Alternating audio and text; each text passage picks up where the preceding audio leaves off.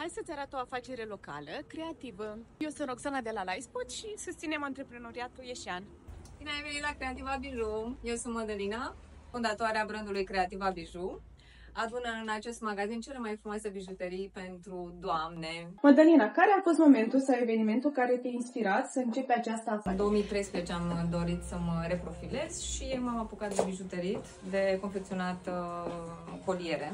Ce găsesc clientele în magazinul? Accesoriile din magazin sunt destinate mireselor, însă avem și tot felul de bijuterii pentru doamne, pentru zi și pentru seară. Uite, asta este zona destinată mireselor. Pentru nașe sunt coroinițe colorate, tot felul de bijuterii, coliere, la fel, de zi, de seară. Aici sunt coronițe pentru fetițe.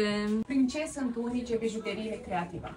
Nu știu dacă mai există în Iași un magazin atât de variat și complet în ceea ce privește accesoriile de mireasă. Aici sunt colierele pentru mirese. Aici avem cutii pentru verighete. Aici sunt pahare pentru mir și nași. Acestea sunt poșete pentru mireasă. Uite și o căsuță de bani. Umerașe pentru mir și mireasă. Aici sunt o parte din cercei pentru mirese. Foarte strălucitoare. Au o calitate foarte bună. Mădălina, pe lângă mirese, care mai sunt clienții tăi?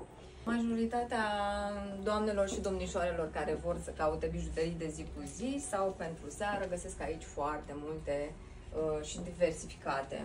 Care sunt provocările cu care te confrunți?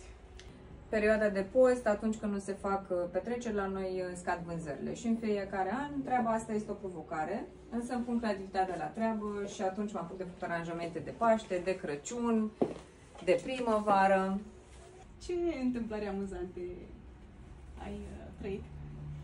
Cred că cele mai funny sunt acelea când vin doamnele la magazin, vor să-și mai cumpere câte o pereche de cercei, dar soțul e pe aproape și nu vor să afle și atunci îmi spune de împachetează repede perechea aceea de cercei că vine soțul și noi repede împachetăm, încasăm și la revedere! Felicitări pentru munca pe care o faci. Livespot vrea să vă răsfețe cu prăjituri delicioase făcute de noi. Mulțumesc! Să le vezi și tu! Ce bine arată!